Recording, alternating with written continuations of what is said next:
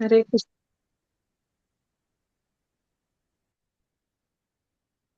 Okay, అందరికీ Hare Krishna.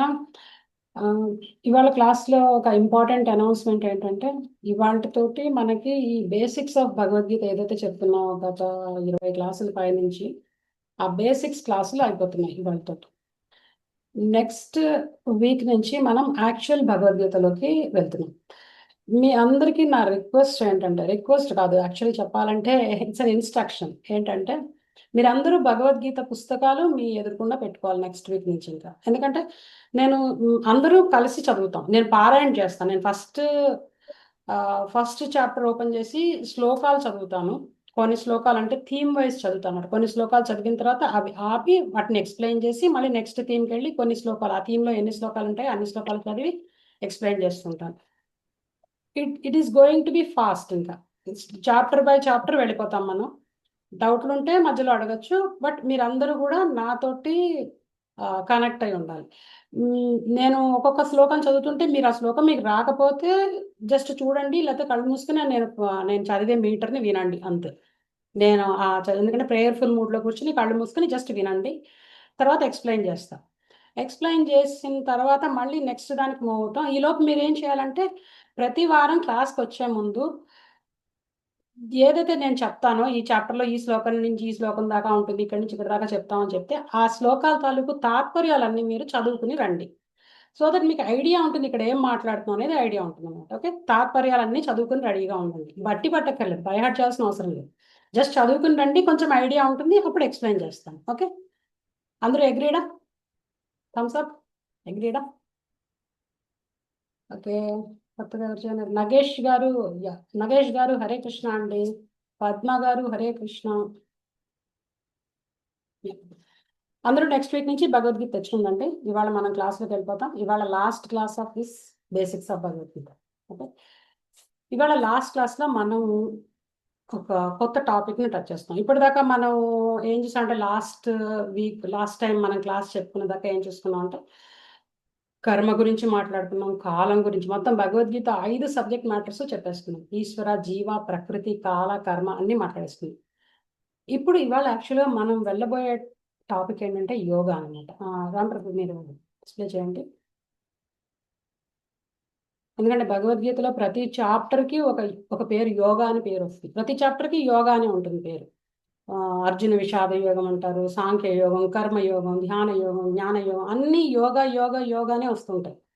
So ఈ యోగా ఏంటనేది ఇవాళ తెలుసుకుందాం. ఇప్పుడు నేను మిమ్మల్ని క్వశ్చన్ అడుగుతున్నా, యోగా అంటే ఏంటి చెప్పండి. What is yoga?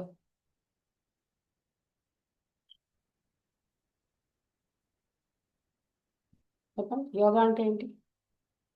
యోగా అంటే ఒక క్రియ మేడం, క్రియ, ధ్యానం చేయడం క్రియ.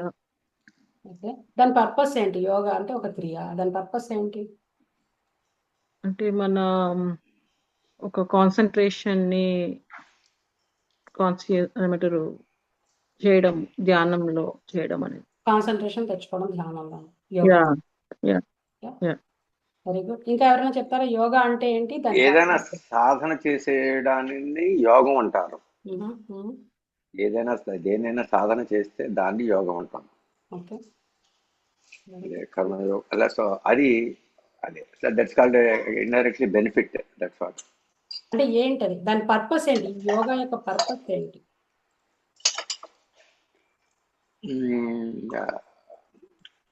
హీలింగ్ గురించి మనలో అంటే మనకి ఏదైనా ఒక నిమిషం దాన్ని సుబ్రహ్మణ్యం. మనం చేయడం వల్ల మనకి ఏదో ప్రయోజనం జరుగుతుందని, మంచిది అని.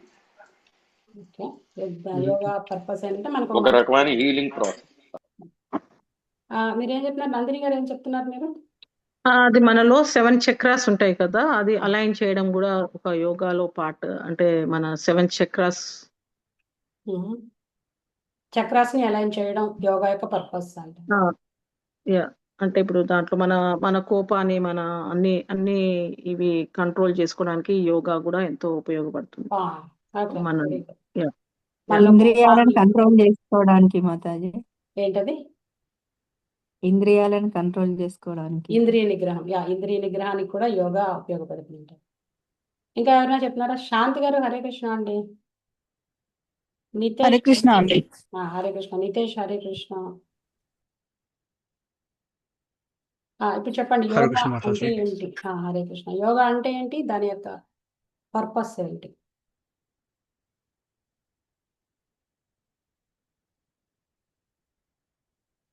Anyone?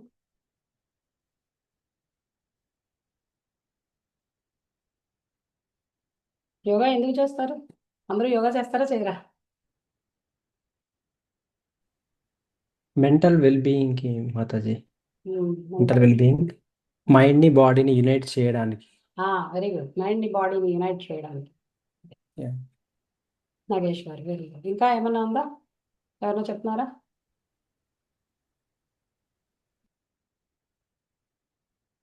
ఓకే.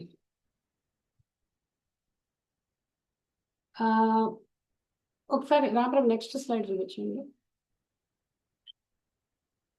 యాక్చువల్గా యోగా అనేది పతంజలి యోగ సూత్రాల్లో, పతంజలి ఇంకో స్లైడ్, నెక్స్ట్ స్లైడ్ తిప్పండి. పతంజలి యోగ సూత్రాల్లో ఏం చెప్తారంటే, యోగా అంటే యోగ చిత్త వృత్తి నిరోధ అంటారు. చిత్తం అంటే ఏంటంటే కాన్షియస్నెస్, అంటే మనం యాక్చువల్గా మైండ్గా చెప్పుకోవచ్చు అనమాట. అంటే మనస్సు యొక్క ఫ్లక్చుయేషన్స్ని నియంత్రించేందుకు యోగ సాధన చేస్తారని చెప్తారు.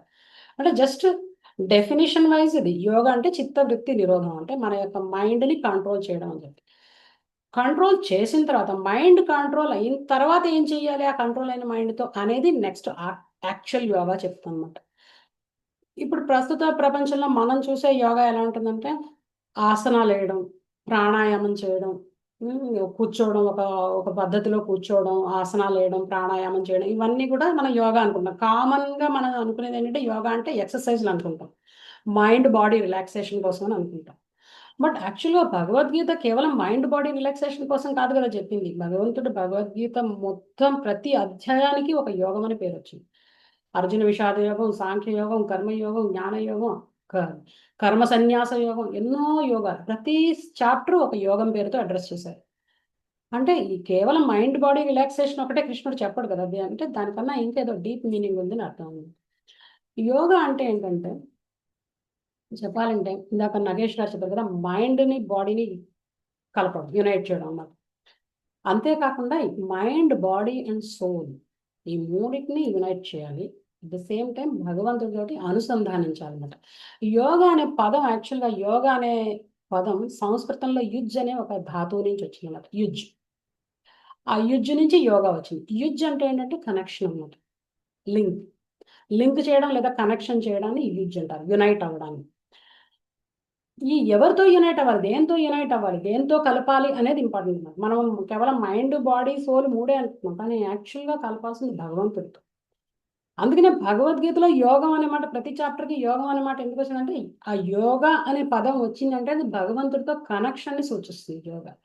ఇప్పుడు పతంజలి యోగ సూత్రాల్లో కూడా ఫస్ట్ చిత్తవృత్తిని నిరోధించిన తర్వాత దాన్ని ఆ కంట్రోల్డ్ మైండ్ని భగవంతుడి మీద పెట్టాలి, ధ్యానంలో పెట్టాలన్నమాట. ధ్యానం అనేది దానికి ఒక గమ్యం ఉండాలి కదా. ధ్యానం అంటే కళ్ళు మూసుకుని జస్ట్ రిలాక్స్ అవ్వడం కాదు. ధ్యానం అంటే యాక్చువల్గా మన యొక్క ఫోకస్, మన అటెన్షన్ని ఒక పర్టికులర్ దాని మీద పెట్టాలి, అదే భగవంతుడు అనమాట. పర్పస్ ఆఫ్ యోగా ఏంటంటే, మన మైండ్ని కంట్రోల్ చేస్తూ బాడీని మైండ్ని రెగ్యులేట్ చేసి రెండింటిని మనం భగవంతుడి మీద ధ్యానం పెట్టాలన్నమాట. అది యోగా. అప్పుడే అసలైన అర్థం అనమాట. యోగా అనే దానికి అర్థం పరమార్థం చేకూరుతున్నారు. అంటే భగవంతుడితో కలపకపోతే యోగా అనే మాటకి అర్థం లేదు. యోగం అంటే భగవంతుడితో కలయిక అని అర్థం అన్నమాట. ఇప్పుడు అంటే జీవాత్మని పరమాత్మతో అనుసంధానం చేయడం అన్నమాట. నెక్స్ట్ స్లైడ్ చూపించాను కదా. భగవద్గీతలో కృష్ణుడు ఏమన్నా అంటే ఈ యోగం గురించి 6.46లో చెప్తాడనమాట. తపస్విభ్యోధికో యోగి జ్ఞానిభ్యోపి మతోధిక కర్మిభ్యశ్చ అధికో యోగి తస్మాద్ యోగి భవ అర్జున. దీని ట్రాన్స్లేషన్ చదవండి ఎవరన్నా.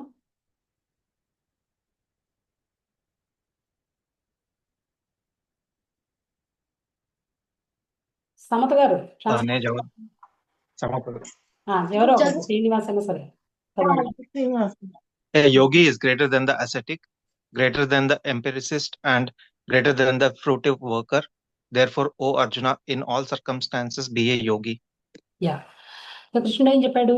యోగి అనేవాడు తపస్వి కన్నా అధికుడు, జ్ఞాని కన్నా అధికుడు, కర్మి కన్నా అంటే కర్మలు చేసేవాడి కన్నా వాడికన్నా కూడా అధికుడు అని చెప్తున్నాడు. అందుకని అన్ని ఎట్టి పరిస్థితుల్లోనూ యోగి అవును అని చెప్పి చెప్తున్నాడు. అంటే యోగి అనేవాడు ఈ ముగ్గురి కన్నా అధికుడు అని చెప్పాడు. తపస్వి కన్నా అధికుడు, జ్ఞాని కన్నా అధికుడు, తర్వాత కర్మి కన్నా అధికుడు అని చెప్పాడు.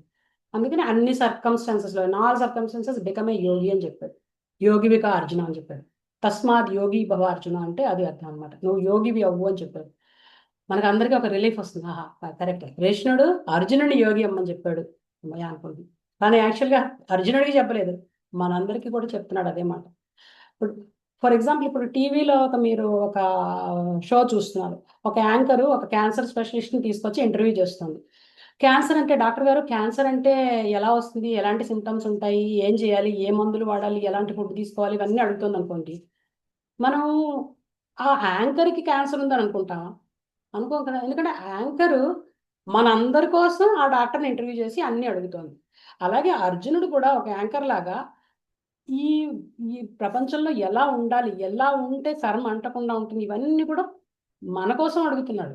ఇప్పుడు అంటే కృష్ణుడు అర్జునుడికి ఏదైతే చెప్తాడో అది అర్జునుడి ద్వారా మనందరికీ ఇచ్చే ఇన్స్ట్రక్షన్ అన్నమాట. కేవలం అర్జునుడు ఒక్కడికే కాదు ఇన్స్ట్రక్షన్. యోగి అవ్వు అని చెప్పాడంటే మనందరినీ కూడా యోగి అవ్వమంటున్నాడు కృష్ణుడు. యోగి అవ్వాలంటే ఏం చెయ్యాలి చెప్పండి. ఇప్పుడు యోగి అవ్వాలి మనం, కృష్ణుడు ఆల్రెడీ ఇన్స్ట్రక్షన్ ఇచ్చాడు. తస్మాత్ యోగి భవ అర్జున. అర్జున పేరు పక్కన మీ పేరు పెట్టుకోండి తీసుకుని. సో ఏం చేయాలి ఇప్పుడు? యోగి అవ్వమని చెప్పాడు, ఆల్రెడీ ఇన్స్ట్రక్షన్ ఇచ్చాడు. ఏం చేయాలి యోగి అవ్వాలంటే చెప్పండి.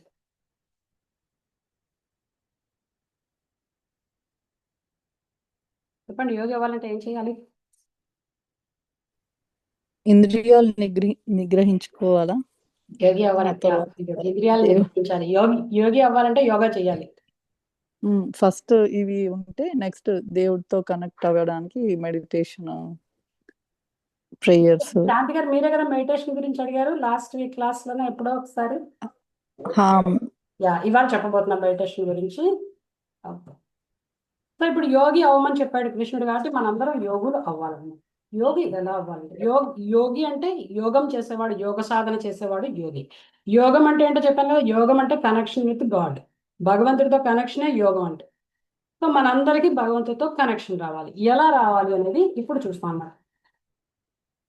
నెక్స్ట్ స్లైడ్ చూపించండి. మనుషుల్లో 2 రకాలు ఉన్నారు. మొత్తం ఆ హోల్ హ్యూమన్ బీయింగ్స్ లో జనరల్ గా చూస్తే 2 రకాలు ఉన్నారు. ఆ 2 రకాల్లో ఎవరంటే మీరు ఇప్పుడు రాంప్రసాద్ మీరు పాయింట్అవుట్ చేసి చూపించండి, నేను చూపించేదాన్ని, నేను చెప్పేదాన్ని. 2 రకాల మనుషులు ఎలాంటి వాళ్ళు అంటే, ఒకళ్ళు ఏంటంటే లా బ్రేకర్స్, రెండో వాళ్ళు లా అబైడర్స్.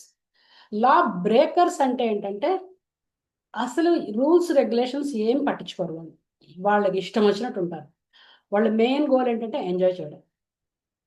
ఆ ఎంజాయ్మెంట్ కోసం ఏ రూల్స్ రెగ్యులేషన్స్ ని ఫాలో చేయరు వాళ్ళు, జస్ట్ వాళ్ళకి వచ్చినట్టు ఎంజాయ్ చేసుకుంటూ పోతారు అన్నమాట. వాళ్ళని లా బ్రేకర్స్ అంటారు.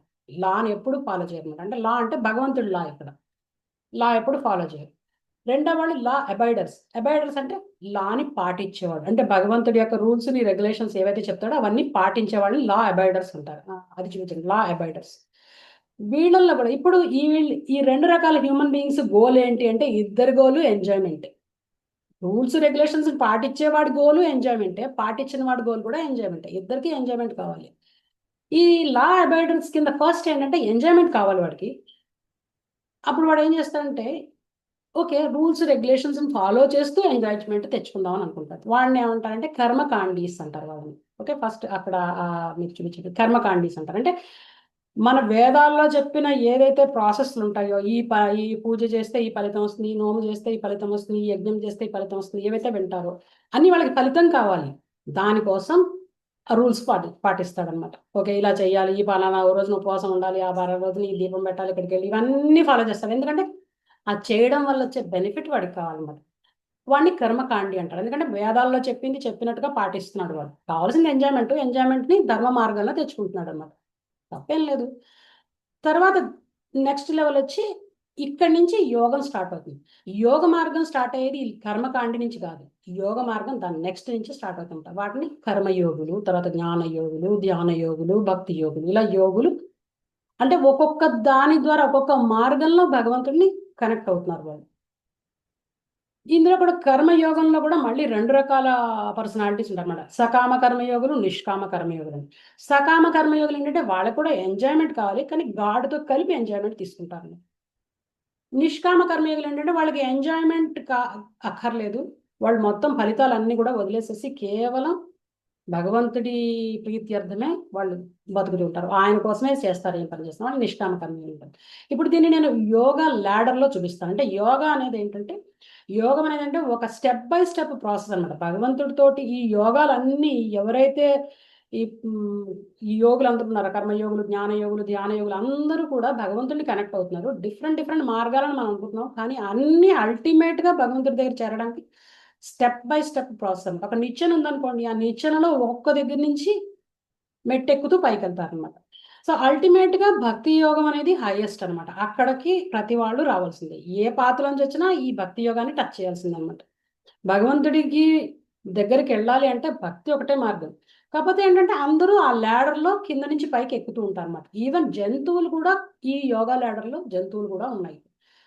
నెక్స్ట్ స్లైడ్ చూపించండి బాబు. ఇది యాక్చువల్ స్లైడ్, ఇది వాళ్ళకి చూడండి ఎవరెవరు ఎక్కడెక్కడ ఉన్నారనేది తెలుస్తుంది.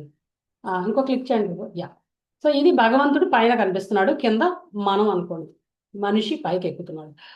ఒక్కొక్క మెట్టు ఒక్కొక్క యోగ మార్గం అనుకోండి. ప్రతిదీ ఫైనల్గా భగవంతుడు చేరుకునేది. ఏ మెట్టు నుంచి డైరెక్ట్గా చేరుకోవడానికి ఏది సాధ్యం కాదు, అన్నీ ఒక స్టెప్ బై స్టెప్ పైకి వెళ్ళి చేరుకుంటారు. కానీ డైరెక్ట్గా చేరుకునే మార్గం ఉంది, ఫైనల్గా చెప్తాను అది.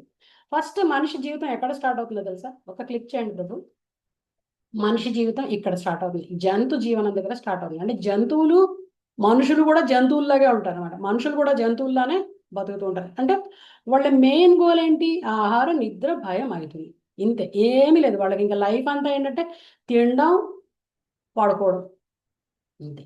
సెక్స్ లైఫ్, ఈ ఎంజాయ్మెంట్ తప్ప ఇంకేం ఉండదు అన్నమాట. వాళ్ళు యానిమల్స్ తోటి అంటే ద్విపాద పశువులాగా ఉంటారు అన్నమాట. ఇంకా ఏ రూల్స్ రెగ్యులేషన్స్తో సంబంధం లేదు, దేవుడు లేదు, దెయ్యం లేదు, ఎంతసేపు తిండి, ఎంజాయ్మెంట్, ఇది ఇంతకన్నా ఉండదు. వాళ్ళని యాక్చువల్గా శాస్త్రంలో వాళ్ళని ద్విపాద పశువులు అంటారు. వాళ్ళని జంతువులతో సమానం చేస్తారు. ఈవెన్ తో వాళ్ళు మనిషి రూపంలో ఉన్నా కూడా వాళ్ళు జంతువులతో సమానం అనమాట. కేవలం అంటే దేవుడు అనే కాన్సెప్ట్ జీవితంలో తీసేస్తే కేవలం జంతు జీవనం అనమాట.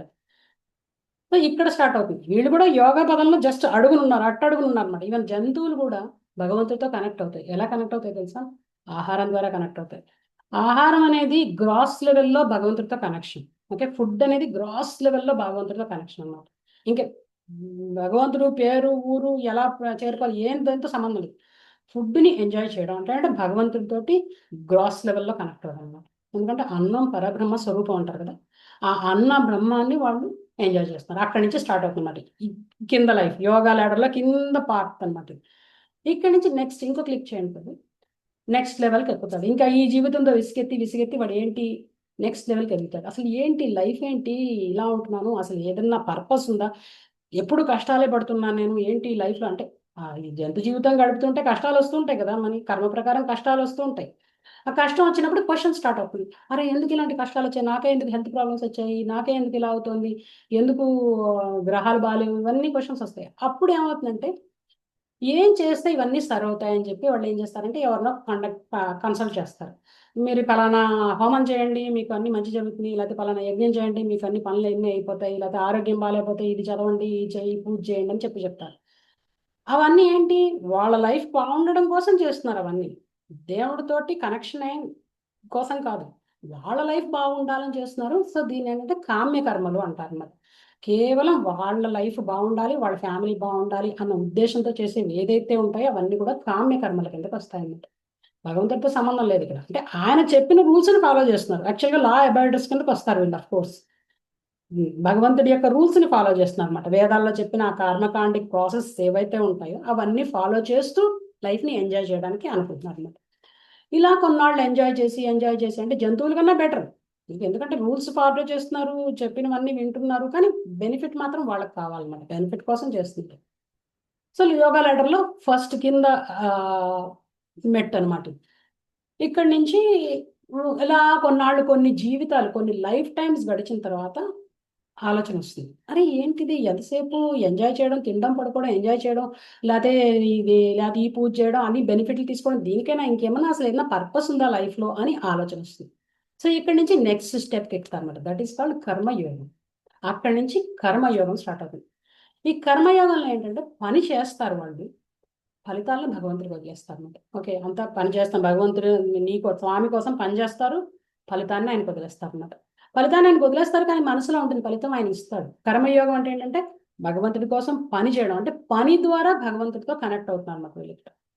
భగవంతుడితో కనెక్షన్ ఎక్కడి నుంచి వచ్చిందంటే పని. కర్మయోగం అంటే పని, కర్మ అంటే పని, పని చేయడం ద్వారా భగవంతుడితో కనెక్షన్ అనమాట. ఇక్కడ కనెక్షన్ ప్రతి దాంట్లోనూ కనెక్షన్ ఉంటుంది. బేసిక్ లెవెల్ జంతు జీవనంలో కనెక్షన్ ఎక్కడ వచ్చింది? ఆహారం ద్వారా వచ్చింది కనెక్షన్. నెక్స్ట్ లెవెల్లో ఏంటంటే రూల్స్ రెగ్యులేషన్స్ పాటించడం, అంటే భగవంతుడు చెప్పిన మాట వినడం ద్వారా కనెక్షన్ స్టార్ట్ అయింది అనమాట. మూడోది ఏంటంటే చేసిన పని చేసి ఫలితాలని భగవంతుడికి వదిలేయడం ద్వారా, కర్మణ్యవాధికారస్తే మా ఫలేషు కదాచన అంటారు కదా. పని చేస్తారు కానీ ఫలితాన్ని భగవంతుడికి వదిలేస్తున్నారు అన్నమాట. నెక్స్ట్ లెవెల్ కదా. ఇలా కొన్నాళ్ళు గడిచిన తర్వాత ఏమవుతుందంటే, అరే ఎంతసేపు పని చేయడం, ఫలితాన్ని ఇవ్వడం, ఇంతకన్నా ఇంకేమన్నా ఉందా? అసలు ఎవరి పర్సనాలిటీ, ఎవరి గాడ్ అంటే ఎవరు, అసలు ఏంటి, నాకు ఆయనతో సంబంధం ఏమిటి అనేది లోపల ఒక రకమైన జిజ్ఞాస స్టార్ట్ అవుతుంది. ఈ జిజ్ఞాస వచ్చినప్పుడు ఏం జరుగుతుందంటే ఇక్కడ నుంచి భగవంతుడికి సంబంధించిన జ్ఞానాన్ని తెలుసుకోవడం మొదలు పెడతారు. నెక్స్ట్ స్టెప్, నెక్స్ట్ క్లిక్ చేయండి, జ్ఞాన యోగం అన్నమాట. ఈ జ్ఞాన యోగం అంటే జ్ఞాన సముపార్జన ద్వారా భగవంతుడు తెలుసుకోవడానికి ప్రయత్నిస్తారు. కనెక్షన్ ఎక్కడ? నాలెడ్జ్ ద్వారా కనెక్షన్. ఫస్ట్ ఆహారం ద్వారా కనెక్షన్, తర్వాత భగవంతుడు చెప్పిన మాట వినడం ద్వారా, అంటే రూల్స్ రెగ్యులేషన్స్ ఫాలో చేయడం ద్వారా, తర్వాత పని చేయడం ద్వారా, అంటే కర్మ ద్వారా కనెక్షన్, నెక్స్ట్ జ్ఞానం ద్వారా కనెక్షన్. జ్ఞాన సంపాదన అంటే భగవంతుడికి సంబంధించిన నాలెడ్జ్ తెలుసుకోవడానికి ప్రయత్నిస్తూ ఉంటారు అనమాట. అన్ని పుస్తకాలు చదువుతారు, వేదాంగాలన్నీ చదవడం మొదలుతారు. ఇలా లైఫ్ టైమ్స్ గడుస్తున్నాయి. ఓకే, ఇక్కడ ఎవరైతే పర్సన్ నుంచుని ఉన్నాడో వాడిని మన కింద అనుకోండి, ఎవరికి వాళ్ళు అనుకోండి. మన లైఫ్ ఎన్నో మిలియన్ సంవత్సరాల క్రితం మొదలైంది. మనం ఇప్పుడు ఇక్కడికి వచ్చాం, బ్రహ్మ యొక్క 51st yearలో ఉన్నాం. ఇప్పుడు మన ప్రయాణం ఎప్పుడో స్టార్ట్ అయింది. ఎన్నో వేల జన్మలు గడిచాయి. చెప్పాలంటే ఎన్నో బిలియన్స్ ఆఫ్ లైఫ్ టైమ్స్ గడిచాయి. కింద లెవెల్ నుంచి పైకి వస్తున్నాం. 84 లక్షల జీవరాశుల నుంచి మనిషి జన్మలోకి వచ్చాం. ఇప్పుడు ఇక్కడి నుంచి కూడా మనిషి జన్మ నుంచి కూడా కాన్షియస్నెస్ డెవలప్ అయ్యి ఇవాల్వ్ అవ్వడానికి ఎన్నో లైఫ్ టైమ్స్ పడుతుంది. ఈ లైఫ్ టైమ్స్ లో భగవంతుడితో కనెక్షన్ ఎలా వస్తుందనే చూస్తున్నాం. ఇక్కడ కూడా జంతు జీవనంలోనే ఎన్నో లైఫ్ టైంలు గడిచిపోతాయి. అంటే జంతువు లాంటి మనిషి జీవనంలో ఎన్నో లైఫ్లు కూడా గడుస్తాయి. అక్కడి నుంచి కర్మకాండిక జీవనాలు గడుస్తాయి, అక్కడి నుంచి కర్మయోగం, అక్కడి నుంచి జ్ఞాన యోగం. దీని తర్వాత ఇలా జ్ఞానయోగ సంపార్జన ద్వారా ఏంటంటే భగవంతుడి యొక్క నిరాకార తత్వాన్ని తెలుసుకోవడానికి వాళ్ళకి ఎలిజిబిలిటీ వస్తున్నారు. భగవంతుడి యొక్క నిరాకార తత్వం తెలుసుకుంటారు. ఎంతో కాలం జ్ఞానయోగ సాధన చేసిన తర్వాత, అంటే ఎన్నో లైఫ్ టైమ్స్ జ్ఞానయోగ సాధన తర్వాత వాడు భగవంతుడి యొక్క నిరాకార తత్వాన్ని అర్థం చేసుకుంటారు. అర్థం చేసుకున్న తర్వాత వాళ్ళకి అనిపిస్తుంది అక్కడ, ఎందుకంటే నిరాకార తత్వంలో తెలిసిన రస, అందులో ఏం రస ఉండదు అక్కడ. అంటే భగవంతుడు ఏ స్వీట్ ఎక్స్చేంజెస్ ఏమి ఉండవు అనమాట. అంటే ఫీలింగ్స్ ఏమి ఉండవు. జస్ట్ నిరాకార తత్వం తెలిసిన ఒక రకమైన అనిర్వచనీయమైన ఆనందానికి గురవుతారు. బ్రహ్మానందం అంటారు దాన్ని. అక్కడ ఏమి ఉండదు. భగవంతుడి యొక్క ఆయన యొక్క వెలుగును తెలుసుకోవడం వల్ల ఏమీ ఉపయోగం ఉండదు. అక్కడి నుంచి మళ్ళీ తపన స్టార్ట్ అవుతుంది. ఎక్కడి నుంచి వస్తుంది ఈ వెలుగు, దీనికి సోర్స్ ఏంటి అని చెప్పి కనులు మూసుకుని నెక్స్ట్ ధ్యానం మొదలు పెడతారు. నెక్స్ట్ ధ్యాన యోగంలోకి వెళ్తారు. ఇంకో కొన్ని లైఫ్ టైంలు గడవాలి ధ్యాన యోగం. దాన్ని అష్టాంగ యోగం అని కూడా అంటారు. అష్ట అంగ యోగం. అష్ట అంగ అంటే 8 అంగాలు, 8 limbs అనమాట. దీనికి 8 అంగాలు ఉన్నాయి ధ్యాన యోగానికి. ఆ 8 అంగాలు ఏంటంటే, ఎవరికైనా తెలుసా ఈ ధ్యాన యోగం తాలూకు 8 అంగాలు? అష్టాంగం అంటే ఏంటో తెలుసా? జ్ఞానంలో అంటే ఎవరికైనా తెలుసా? 8 అంగాలు తెలియదు మాతాజీ, తెలియదు. తెలీదా? యోగాలో 8 అంగాలు అంటారు యాక్చువల్గా చెప్పాలంటే. అవేంటంటే ఫస్ట్ యమ నియమాలు పాటించాలి. Rules regulations, dos and don'ts అనమాట. యమ నియమాలు పాటించాలి. ఇవన్నీ నెక్స్ట్ ఇంకొక స్లైడ్ ఉంది, దానిలో చూపిస్తాను. యమ నియమాలు పాటించాలి. తర్వాత ఆసన స్థితిలో కూర్చోవాలి. ఫస్ట్ యోగ సాధన అంటే ఏంటంటే ముందు ఈ నియమాలు పాటించాలి, రూల్స్ రెగ్యులేషన్స్ ఫాలో చేయాలి. తర్వాత ఆసన స్థితిలో కూర్చోవాలి. ఎలా పడితే అలాగ నుంచుని చేస్తా, పడుకుని చేస్తా అంటే కుదరదు యోగ సాధన అంటే. ఎస్పెషల్లీ ధ్యాన యోగ సాధన, ధ్యానం చేయడం అంటే ఆ ధ్యాన యోగ సాధన చేయాలంటే చాలా స్ట్రిక్ట్ కంట్రోల్ ఉండాలన్నమాట మైండ్ బాడీ మీద. దాన్ని రావడం కోసం ఏంటంటే ఈ ఆసన స్థితిలో కూర్చుని ప్రాణాయామం చేస్తారు, శ్వాస మీద దృష్టి పెడతారు, శ్వాసని నియంత్రిస్తారు.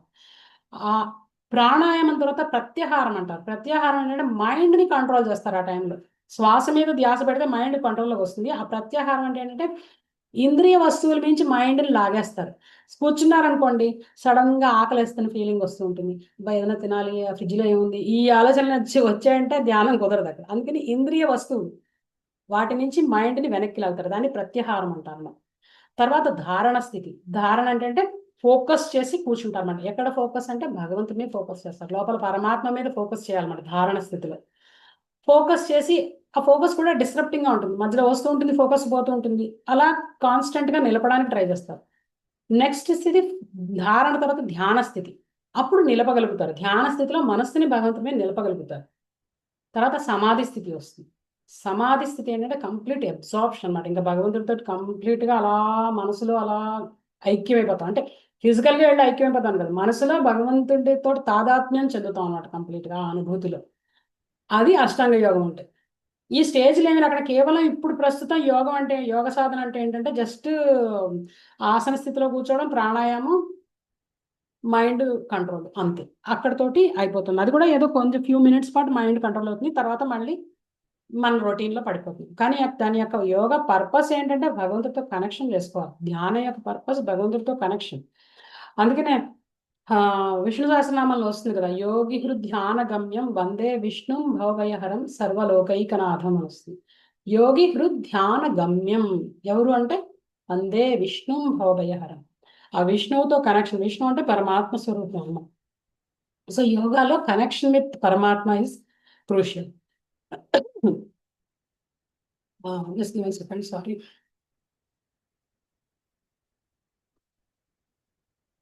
సో ఇలా ఇక్కడ ధ్యానం సాధన చేసిన తర్వాత ఎన్నో లైఫ్ టైమ్స్ చేయాలి. అంత ఈజీగా ధ్యానంలో పరమాత్మను తెలుసుకోవడం ధ్యాన యోగ సాధన ద్వారా కూడా అంత ఈజీగా జరగదు. పర్ఫెక్షన్ రావాలి అంటే ఈ ధ్యాన యోగ సాధనలో కూడా ఎన్నో అవాంతరాలు వస్తాయి. అవాంతరాలు ఎలా వస్తాయంటే ధ్యాన యోగులకి మెడిటేషన్ చేస్తూ అలా ఫోకస్డ్గా కూర్చున్న వాళ్ళకి కొన్ని సిద్ధులు వస్తాయి. ఆ సిద్ధులు ఏంటంటే ఎలాంటి అష్టసిద్ధులు అంటారు కదా, అష్టసిద్ధులు కూడా వచ్చేస్తాయి ఒక స్టేజ్లో వాళ్ళకి. ఆ సిద్ధులు అనేవి ఏంటంటే డీవియేషన్ అనమాట. మళ్ళీ యోగ పదం నుంచి వాళ్ళు పక్కదారి పట్టేందుకు అవి కూడా ఎల్యూర్మెంట్స్ అనమాట. మాయాదేవి అక్కడ కూడా వదిలిపెట్టదు, మాయ వచ్చి అక్కడ కూడా పట్టుకుంటుంది. యోగ సాధన చేస్తున్న వాళ్ళని కూడా సిద్ధుల ద్వారా మయమర్పిస్తుంది అనమాట. అణిమా సిద్ధులు అంటారు, అణిమా సిద్ధి, లఘిమా సిద్ధి, గరిమా సిద్ధి. అవన్నీ ఏం చేస్తాయంటే మనమే కంట్రోలర్, మనకే అన్నీ వచ్చు అన్న ఫీలింగ్ని కలిగించి మనమే గాడ్ అనే ఫీలింగ్ని కూడా కలిగిస్తాయి. ఆ స్టేజ్లో కూడా మనకి దాని నుంచి యోగ పదం నుంచి పతనం చెందే అవకాశం ఉందన్నమాట. సో ఆ సిద్ధులన్నీ వచ్చినా కూడా చెల్లించకూడదు. అల్టిమేట్ గోల్ పరమాత్మతోటి దర్శనం అవ్వాలి అని కూర్చోవాల్సిందే. అలా లేదు, సిద్ధులు రాగానే వాడు డివేట్ అయిపోయాడంటే వాడు మళ్ళీ యోగ భ్రష్టుడు అంటారు. వాడు యోగ పదం నుంచి భ్రష్టుడు అయిపోయాడు అని అంటారు. అండ్ యాక్చువల్గా కృష్ణుడు యూజ్ చేస్తాడు వాడు యోగ భ్రష్ట అని చెప్తాడు అందులో. సిద్ధులకు ఎవరైతే అట్రాక్ట్ అయిపోయి వదిలేస్తారో పాత్ని వాళ్ళు యోగ భ్రష్టులు అని చెప్పాడు అనమాట. అండ్ దెన్ ఈ ధ్యాన యోగ సాధన పరమాత్మ దర్శనం అవుతుంది. సో పర్ఫెక్షన్ అనుకోండి, ధ్యాన యోగంలో పర్ఫెక్షన్ పరమాత్మ దర్శనం అవుతుంది. హృదయంలో పరమాత్మ కనిపిస్తాడు. కనిపించిన తర్వాత ఏంటంటే సడన్ గా లోపల ఒక రకమైన అనుభూతి కలుగుతుంది అనమాట. పరమాత్మతోటి కనెక్షన్ తెచ్చుకోవాలి, ఆయనతోటి ఒక రిలేషన్ తెచ్చుకోవాలని కోరిక కలుగుతుంది. న్యాచురల్ లవ్ బయటకు వస్తుంది అన్నమాట. మనకి యాక్చువల్గా భగవంతుడి మీద మనకి లవ్ ఉంది, ప్రేమ ఉంది, స్వచ్ఛమైన ప్రేమ, శుద్ధమైన ప్రేమ ఉంది మన లోపల. అది ధ్యాన యోగ సాధనలో అది పైకి లేస్తుందన్నమాట, ఏవేకం అవుతుంది అనమాట, పైకి లేస్తుంది. అప్పుడు ఆ యోగికి లోపల కోరిక కలుగుతుంది, ఆ పరమాత్మతోటి సంబంధాన్ని ఎస్టాబ్లిష్ చేసుకోవాలని అనుకుంటాడు. ఆయనతో మాట్లాడాలి, ఆయనతో కలవాలి, ఆయనతో కూర్చోవాలి, ఆయనతోనే ఉండాలనే కోరిక స్టార్ట్ అవుతుంది. ఇక్కడి నుంచి యాక్చువల్గా నెక్స్ట్ స్టెప్ ఏంటంటే భక్తి యోగం అనమాట. ఇక్కడి నుంచి భక్తి స్టార్ట్ అవుతుంది. ఆ భక్తి ఏంటంటే సేవ ద్వారా, ధ్యాన సాధన ద్వారా భగవంతుడితో పరమాత్మతో కనెక్ట్ అయ్యాడు. ఇక్కడ నుంచి నెక్స్ట్ భగవంతుడితో కనెక్ట్ అవ్వాలి. నీకు రిలేషన్షిప్ అంటే పరమాత్మతో రిలేషన్షిప్ ఎస్టాబ్లిష్ చేసుకోలేము, హృదయంలో ఉంటాడు. రిలేషన్షిప్ కావాలంటే భగవంతుడు కావాల్సిందే. భగవంతుడు అనేవాడు పరమాత్మ భగవంతుడి యొక్క ఒక పాక్షికమైన రిప్రజెంటేషన్ పరమాత్మ అన్నమాట.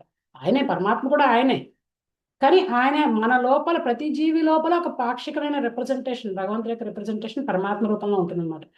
సో మరి కనెక్షన్ కావాలంటే భగవంతుడు. సో అల్టిమేట్ ఏంటంటే గాడ్ రియలైజేషన్ అల్టిమేట్ భగవంతుడు అన్నమాట. సో ఆయనతోటి కనెక్షన్ రావాలి, అది కూడా ఒక రిలేషన్షిప్ డెవలప్ అవుతుంది. మనకి యాక్చువల్గా భగవంతుడితో ఒక రిలేషన్షిప్ ఉంది, అది ఏ భావంతో ఏ మూడ్తో ఆ రిలేషన్షిప్ అనేది మనకు తెలియదు, అది రివీల్ అవుతుంది అన్నమాట ఆ టైంలో. యాక్చువల్గా యోగంలో మనం కంప్లీట్గా పర్ఫెక్షన్ వచ్చినప్పుడు అప్పుడు మనకు మన యొక్క భగవంతుడికి మనకి గల సంబంధం ఏంటనేది మనకి అవగతం అవుతుంది అప్పటికి. అంటే మన మరుపు ఎంత థిక్నెస్ ఉందో చూడండి. మనకి యాక్చువల్గా భగవంతుడితో కనెక్షన్ ఉంది, మర్చిపోయాం. ఇప్పుడు మళ్ళీ దాన్ని గుర్తు తెచ్చుకోవడానికి ట్రై చేస్తున్నాం. సో సాధన ఇదనమాట. భగవంతుడి భక్తి సాధన చేయాలి. భక్తి సాధనతో ఏంటంటే భక్తి సాధన ఎలా చేయాలని చెప్తాను. భక్తి ఏంటంటే సేవతో స్టార్ట్ అవుతుంది. ఇప్పటిదాకా ఏంటంటే ధ్యానం, జ్ఞానం, ఈ జంతు జీవనం నుంచి పైకి వస్తున్న జ్ఞాన సాధన. ఫస్ట్ కర్మ సాధన చేశాడు, చేసిన పనిని ఫలితాన్ని భగవంతుడికి అర్పించేశాడు. అక్కడి నుంచి జ్ఞాన సాధన చేసి జ్ఞానం సముపార్జించాడు. అక్కడి నుంచి ధ్యానం చేసి భగవంతుడిని ధ్యానంతో పరమాత్మను తెలుసుకున్నాడు. ఇంక ఇక్కడ ఏంటంటే నువ్వు కూర్చోవడం కాదు, ఇంకా యాక్టివ్ లైఫ్ అన్నమాట. భక్తి లైఫ్ స్టార్ట్ అవుతుంది. భక్తి అంటే సేవ. భగవంతుడికి మనం చేసే ప్రత్యక్షమైన సేవ ఏదైతే ఉంటుందో దాన్ని భక్తి అంటారు. భక్తిని భక్తి కాదు, భక్తియుతమైన సేవ అంటారు. భక్తి అంటే డివోషనల్ సర్వీస్ అన్నమాట. ఇప్పుడు మీరు ఎవరైనా ప్రేమిస్తున్నారనుకోండి, ఒక అమ్మాయి అబ్బాయి ప్రేమించుకుంటారు, జస్ట్ ఒక క్షణం పాటు ఒక అమ్మాయి అబ్బాయి ప్రేమించుకుంటున్నారు. అబ్బాయి అంటాడు ఐ లవ్ యూ అంటాడు.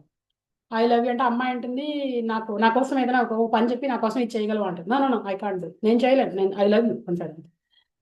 ప్రేమ అనేది సేవ లేని ప్రేమ కాదు. సో సేవ స్టార్ట్ అవ్వాలన్నమాట. ఇప్పుడు హస్బెండ్ వైఫ్ ఉన్నారనుకోండి, పోనీ అమ్మాయి అబ్బాయిని వదిలేసి హస్బెండ్ వైఫ్ ఉన్నారు. హస్బెండ్ అంటాడు వైఫ్ తోటి నేను నిన్ను ప్రేమిస్తున్నాను నా జీవితం అంతా అంటాడు. వైఫ్ అడుగుతుంది నాకు కిచెన్లో కొంచెం గిన్నెలు ఉన్నాయి, హెల్ప్ చేస్తారా, తోముతారా అని అడిగితే నో, నేను నిన్ను ప్రేమిస్తున్నాను, నేను గిన్నెలు తోము అంటాడు. What kind of a love? So love అంటే సేవతో ఉండాలి, సర్వీస్ కూడా కావాలన్నమాట. ప్రేమ అంటే సర్వీస్ తోటి జాయిన్ అయి ఉండాలన్నమాట. సో ఇప్పుడు కూడా మనకు భగవంతుడి ప్రేమ ఉంది అనుకోవడం కాదు, దాన్ని యాక్చువల్గా సేవ రూపంలో బయటకు తీసుకురావాలి. ఈ సేవ ఎలా చేయాలనేది ఇప్పుడు మాట్లాడదాం. సో ఇప్పుడు చూసారు కదా ఈ యోగా ల్యాడర్ ఎలా ఉందో. ఈ యోగా ల్యాడర్లో మనం ప్రస్తుతం ఈ భక్తి యోగం అనే ఆ మెట్టు మీద ఉన్నాం. ఎందుకంటే మీరు భగవంతుడి గురించి డైరెక్ట్ దానిలోకి వచ్చేసారు. మీరు భగవంతుడి గురించి డైరెక్ట్గా తెలుసుకుంటారు. మీరు ప్రీవియస్ జన్మల్లో ఏం చేశారు అనేది మనకు తెలియదు, ఎవరు ఎక్కడున్నారని తెలియదు. ఒకటి మాత్రం గ్యారంటీగా చెప్పగలను, మన లాస్ట్ లైఫ్ టైంలో భక్తి చేశాము అంటేనే ఈ లైఫ్ టైంలో భక్తి వస్తుంది. మన లాస్ట్ లైఫ్లో భక్తి చేయలేదంటే ఈ లైఫ్లో భక్తి రాదనమాట. అంటే దాని అర్థం ఏంటంటే మీరు అందరూ కూడా లాస్ట్ లైఫ్లో భక్తి చేశారు, కొంతవరకు చేశారు. కృష్ణుడు 6th చాప్టర్లో చెప్తాడు దాని గురించి అంతా. కొంతవరకు భక్తి సాధన చేసి సగంలో వదిలేసిన వాళ్ళు మళ్ళీ నెక్స్ట్ లైఫ్ నుంచి ఎంతవరకు సాధన చేస్తారో అక్కడి నుంచి స్టార్ట్ చేస్తారు, మళ్ళీ మొదటి నుంచి స్టార్ట్ చేయగలదు. భక్తి అకౌంట్ ఏంటంటే ఎప్పుడు అక్యుములేట్ అవుతుంటుంది అనమాట. మీరు ఎక్కడైతే ఆపేస్తారో లాస్ట్ లైఫ్లో తర్వాత మొదలు పెడతారు, తిరిగి అక్కడ ఆపేసిన దగ్గర నుంచి మళ్ళీ స్టార్ట్ చేస్తాము. సో మన అందరం లాస్ట్ లైఫ్ టైంలో భక్తి చేశాం కాబట్టి ఈ లైఫ్ టైంలో మళ్ళీ మనం భక్తిలో డైరెక్ట్గా వచ్చేసాం. ఇవన్నీ క్రాస్ అయ్యామా లేదా అనేది అనవసరం ఇంకా మనకి, ఎందుకంటే ఆల్రెడీ భక్తి అనే మెట్టు మీదకి వచ్చేసాం అంటే ఇంక మళ్ళీ వెనక్కి తిరిగి వెళ్ళాల్సిన అవసరం లేదు. డైరెక్ట్గా ఇక్కడి నుంచి మన గాడ్తో డైరెక్ట్ కనెక్షన్ అనమాట. మిగతా అందరూ పైకి ఎక్కాల్సిందే మెట్లు. ఒక భక్తి మెట్టు మాత్రం ఎక్కడి నుంచైనా ఎక్కేయచ్చు. ఈవెన్ దో జంతు జీవనం గడిపే వాళ్ళైనా సరే డైరెక్ట్ భక్తి మెట్టు ఎక్కేయచ్చు అనమాట. అది వెసులుబాటు, కృష్ణుడు ఇచ్చిన వెసులుబాటు. అంటే నువ్వు డైరెక్ట్ ఈవెన్ దో నీకు అక్షరం ఒక్క రాదు, చదువు లేదు, ఏమీ లేదు, అయినా కానీ నువ్వు భక్తి చేయొచ్చు, డైరెక్ట్ భక్తిలోకి స్టార్ట్ అయిపోవచ్చు. అంటే ఈ మెట్లన్నీ వదిలేయచ్చు, ఒకటేసారి భక్తి మెట్టు ఎక్కేయచ్చు అనమాట. అంత సులభంగా ఇచ్చాడు భక్తి మెట్టు. ఎవరైనా డైరెక్ట్గా భక్తి ఎక్కేయచ్చు అనమాట. ఈవెన్ యానిమల్స్ కూడా డైరెక్ట్ భక్తి మెట్టు ఎక్కచ్చు, కానీ అవి డెలివర్ అవ్వాలంటే మాత్రం they have to come to human life. ఇప్పుడు యానిమల్స్ ఎవరైతే వాటికి ప్రసాదం పెట్టడం మొదలెట్టాం అనుకోండి, ఆ జంతువులన్నీ నెక్స్ట్ లైఫ్లో మనిషి కింద పడితే ఇమ్మీడియట్గా భక్తి స్టార్ట్ చేస్తారు. అంటే అంత పవర్ అనమాట, భగవత్ ప్రసాదానికి అంత పవర్ ఉంది. ఓకే, ఇది మైండ్లో పెట్టుకోండి. ఇప్పుడు నెక్స్ట్ స్లైడ్ చూపించండి. సో ఇక్కడ ఏంటంటే సేవ ద్వారా కనెక్షన్, భక్తి యోగంలో సేవ ద్వారా కనెక్షన్. ఇప్పుడు చెప్పాను కదా, అష్టాంగ యోగంలో ఇవి అంగాలు. యమ నియమాలు పాటించాలి ఫస్ట్, రూల్స్ రెగ్యులేషన్స్. అంటే జీవితంలో డిసిప్లిన్ లేకుండా యోగ సాధన అయితే చేయలేరు. ఏ యోగమైనా కానీ డిసిప్లిన్ లేకపోతే మాత్రం యోగం చేయలేరు. ఆ యమ నియమాలు ఏవైతే ఉన్నాయో అవే డిసిప్లిన్ అనమాట. యమ ఏమిటో చూడండి, యమ నియమాలు అంటే ఏంటంటే రూల్స్ అనమాట. కొన్ని డూస్ కొన్ని డోంట్స్ ఉంటాయి. ఈ డూస్ ఏంటంటే నియమాలు అనమాట, డోంట్స్ ఏంటంటే యమ. ఇందులో ఏం చెప్పారు, అహింస అంటే హింస చేయకూడదు, సత్యం పలకాలి, అసత్యం ఆడకూడదు, అస్థేయం అంటే ఏంటంటే దొంగతనం చేయకూడదు, బ్రహ్మచర్యం పాటించాలి, అపరిగ్రహం అంటే ఏంటంటే నాది కాదు అంటే ఏది నాది ఇది నాది అనే ఫీలింగ్ ఉండకూడదు అనమాట. నియమాలు ఏంటంటే శౌచం, నియమాలు చూపించాను. శౌచం అంటే శారీరకంగా మానసికంగా కూడా క్లీన్గా ఉండాలి, సంతోషంగా ఉండాలి, తృప్తి ఉండాలి మీకు ఉన్న దాంతో. ఏది లేదు ఇది లేదని ఏడవకూడదు. తపస్సు అంటే ఇంద్రియ నిగ్రహం ఉండాలి, స్వాధ్యాయం వేదాధ్యయనం చేసి ఉండాలి, ఈశ్వర ప్రణిధానం అంటే అంతా భగవదర్పణంగా కర్మలు చేస్తూ ఉండాలి. ఈ యమ నియమాలు పాటించిన వాళ్ళు యోగంలోకి రాగలుగుతున్నారు. ఈ అష్టాంగ యోగ సాధనలో ఏంటంటే యమ నియమాల తర్వాత ఆసన స్థితిలో కూర్చోవాలి కదా. అది 6th చాప్టర్ వచ్చినప్పుడు మనం డిస్కస్ చేసుకున్నాం. ధ్యాన యోగం ఎలా సాధన చేయాలి, మెడిటేషన్ అసలు యాక్చువల్గా మెడిటేషన్ ద్వారా భగవంతుని కనెక్ట్ అవ్వాలంటే ఏం చేయాలనేది ఆయన చెప్తాడు. ఆసన స్థితిలో కూర్చోవాలి, తర్వాత ప్రాణాయామం చేయాలి, శ్వాస మీద దృష్టి పెట్టి మనసుని నియంత్రించాలి, తర్వాత ప్రత్యాహారం ఇంద్రియ వస్తువుల నుంచి మనసుని నిగ్రహించాలి, తర్వాత ధారణ ఫోకస్ చేయడానికి ట్రై చేయాలి, తర్వాత పరమాత్మ మీద ఫోకస్, దాని ధ్యానం ఫోకస్ని నిలపాలి, తర్వాత సమాధి స్థితి అబ్జార్ప్షన్. ఇవన్నీ కలగలిపి అష్టాంగ యోగం అంటారు. నెక్స్ట్ స్లైడ్ చూపించండి కదా. ఇప్పుడు కృష్ణుడు ఇప్పటిదాకా ఇన్ని యోగ సాధనల గురించి మాట్లాడుకున్నాం కదా. ఇన్ని కర్మయోగం, జ్ఞానయోగం, ధ్యాన యోగం, భక్తి యోగం ఇంటి గురించి మాట్లాడుకున్నాం. ఇప్పుడు కృష్ణుడు ఎవరు బెస్ట్ యోగి అనేది చెప్తున్నాడు. ఇక్కడ చూడండి 6.47లో కృష్ణుడు చెప్తున్నాడు, యోగినామపి సర్వేషాం మద్గతేనాంతరాత్మనః శ్రద్ధావాన్ భజతే యో మాం సమే యుక్తతమో మతః. దీని ట్రాన్స్లేషన్ చదవండి ఎవరైనా. నేను చదువుతాను మాతాజీ. చదవండి. And all of yogis, the one with great faith who always abides in me, thinks of me within himself and renders transcendental loving service to me. He is the most intimately united with me in yoga and is the highest of all. That is my opinion. చూసారా, thank you. చూసారా కృష్ణ ఏం చెప్పాడు, that is my opinion చెప్పాడు. అంటే Krishna opinion matters. Krishna ఇది నా అభిప్రాయం అని చెప్పాడు. అందరి యోగిల్లోకి బెస్ట్ ఎవరంటే ఎవరైతే నన్ను ఎప్పుడు సదా నన్నే తలుస్తూ ఉంటాడో, నాకే సేవ చేస్తూ ఉంటాడో వాడు బెస్ట్ యోగి అన్నాడు. ఎవరో బెస్ట్ యోగి అంటే చెప్పండి, హూ ఇస్ దట్ బెస్ట్ యోగి? ఎవరైతే ఎప్పుడు భగవంతునే మనసులో తలుస్తూ ఆయనకే సేవ చేస్తూ ఉంటారో ఎవరది? నారదుడు మాత్రమే. నో, ఏ యోగి చేస్తాడు? ఇప్పుడు యోగా ల్యాడర్ చూపించాను కదా, అందులో ఏ మెట్టు మీద ఉన్నవాళ్ళు చేస్తారు ఇది? Bhakta yogi, bhakti yogi. Correct. భక్తి యోగి ఇస్ ద బెస్ట్ యోగి అని చెప్పి చెప్తున్నాడు. దట్ ఈస్ మై ఒపీనియన్ అన్నాడు. అంటే కృష్ణుడు అందరికీ ఇచ్చే ఇన్స్ట్రక్షన్ అంటే భక్తుడు కా అని చెప్పి చెప్తున్నాడు. భక్తి యోగిగా మిగతా అన్ని తర్వాత అన్ని పై మెట్టు మీకు రావాల్సిందే కదా, బెటర్ నువ్వు పై మెట్టు మీదకే వచ్చేసాయి డైరెక్ట్గా అని చెప్పి చెప్తున్నాడు. ఓకే, నెక్స్ట్ స్లైడ్ చూపించండి.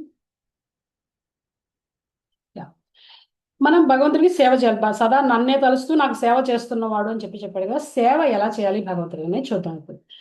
సేవ 9 రకాలుగా చేయొచ్చు భగవంతుడికి.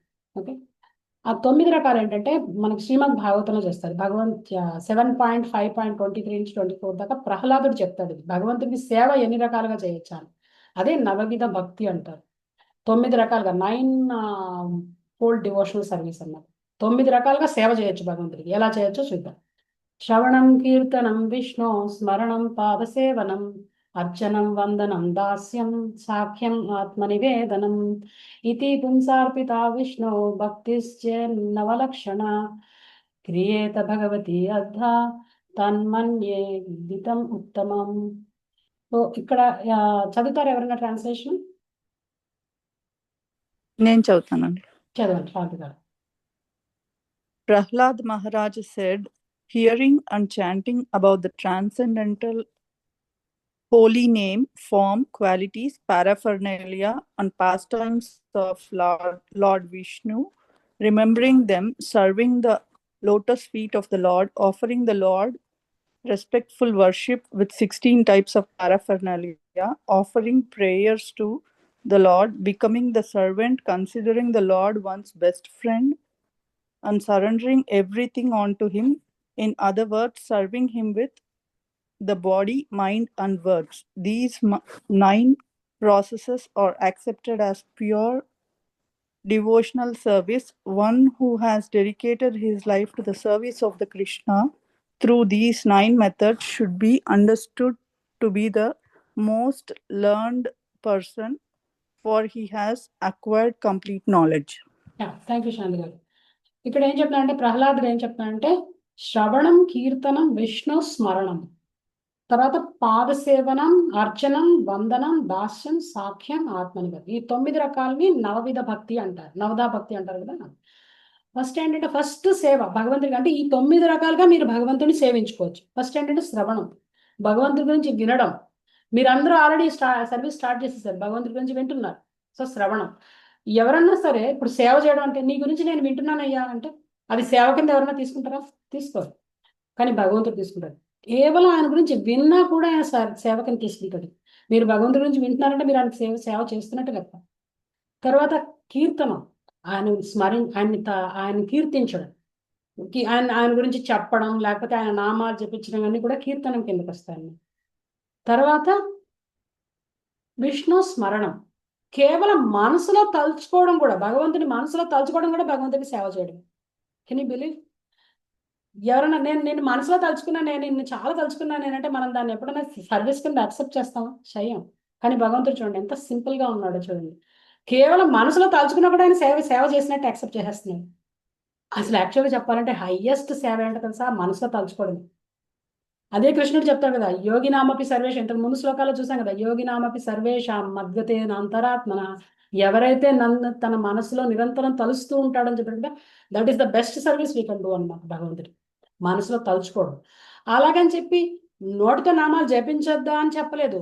ఫస్ట్ నామజపంతోనే ఆ లోపల తలుచుకోవడం అనేది వస్తుంది. ఇంటర్ కనెక్షన్ చూడండి, భగవంతుడి గురించి ఎంత ఎక్కువ వింటామో అంత ఆయన గురించి కీర్తించాలని అనిపిస్తుంది. ఎంత ఎక్కువ ఈ రెండు చేస్తామో, వినడం కీర్తించడం చేస్తాము అంటే ఆయన నామజపం వినడం ఇవన్నీ చేసామంటే అంత ఎక్కువగా స్మరణ వస్తుంది. ఈ 3 ఇంటర్ కనెక్టెడ్ అనమాట. నేను ఒకటే చేస్తానంటే సరిపోదు, ఈ ఫస్ట్ 2 మిగతా దానికి 3వ దానికి దారితీస్తాయి. భగవంతుని మనసులో ఎక్కువగా తలుచుకోవాలంటే ఎలా వస్తుంది తలుచుకోవడం, స్మరణ ఎలా వస్తుందంటే ఈ శ్రవణం కీర్తనం ద్వారానే వస్తుంది. మీరు శ్రవణం కీర్తనం చేయండి, నేను ఓన్లీ స్మరణం చేస్తానంటే అవ్వదు. లింక్ అక్కడ పెట్టాడు మరి, 2 చేస్తే 3వది వస్తుంది. ఆటోమేటిక్గా ఇచ్చేస్తాడు, ఆయన గురించి జ్ఞాపకం 3 ఆటోమేటిక్గా ఇచ్చేస్తాడు అన్నమాట. సో అందుకని ఈ 3 ఇంటర్ కనెక్టెడ్ అన్నారు, శ్రవణం, కీర్తనం, విష్ణు స్మరణ. అంటే భగవంతుడి గురించి వినడం, గీతా భాగవతం ఇవన్నీ వినడం, తర్వాత ఆయన నామజపం చేయడం, ఆయన గురించి కీర్తించడం, తర్వాత ఆటోమేటిక్గా స్మరణం ఇచ్చేస్తాడు. ఈ స్మరణం ఎందుకు ఇంపార్టెంట్ అంటే లాస్ట్ మినిట్లో కృష్ణుడు ఏం చెప్తాడు, అంతకాలేచ మామేవ స్మరణ్ ముక్త్వా కలేవరం అంటాడు. లాస్ట్ మినిట్లో దేహం వదిలేసే ముందు మనకి బాడీ మైండ్ పనిచేయవు. ఆ టైంలో కేవలం స్మరణ ఒక్కటే అనమాట. కేవలం మనసులో, శరీరం పనిచేయని కంప్లీట్గా బెడ్ రిడన్ అయిపోయిన స్థితిలో కేవలం ఆ టైంలో మనసు కూడా చంచలంగా ఉంటుంది. అలాంటి టైంలో భగవంతుడిని స్మరించడం ఒక్కటే మనం చేసే సేవ. బెడ్ రిడన్ స్టేజ్లో భగవంతుడికి సేవ ఎలా చేస్తారంటే స్మరణ, అంతే, ఇంకేం చేయాలి. నోటితో పలకను కూడా పలకలేము, ఎందుకంటే చాలా మంది నోరు కూడా పడిపోతుంది ఆ టైంలో. అలాంటిది కేవలం మనసులో స్మరిస్తేనే కూడా మనకి డైరెక్ట్ ముక్తిని ఇచ్చేస్తున్నాడంటే ఆలోచించండి. అంటే మనకి ఎంత కన్సెషన్ ఇచ్చాడో చూడండి. తలిస్తే చాలు మనసులో. అండ్ లాస్ట్ మినిట్లో ఇంపార్టెంట్ ఏంటంటే తలవడమే. అంతకాలేచ మామేవ స్మరణ్ ముక్త్వా కలేబరం అని చెప్పాడు. దేహాన్ని వదిలేసే ముందు నన్ను తలుస్తూ ఎవరైతే దేహాన్ని వదిలేస్తారో వాళ్ళు నా దగ్గరికి వస్తారని చెప్పాడు. సో స్మరణం అంత ఇంపార్టెంట్. ఈ 2 చేస్తే కానీ స్మరణం రాదు, గుర్తుపెట్టుకోండి. దేన్ని మనం ఫోర్గో చేయలేం. ఫస్ట్ శ్రవణం, తర్వాత కీర్తనం, దెన్ స్మరణం. తర్వాత ఇంకా పాదసేవనం, అర్చనం, వందనం. అర్చనం అంటే పూజ చేయడం, పాదసేవనం అంటే ఆయన యొక్క పాదాలు సేవించడం. యాక్చువల్గా పాదసేవనం అంటే సర్వీస్ అంట.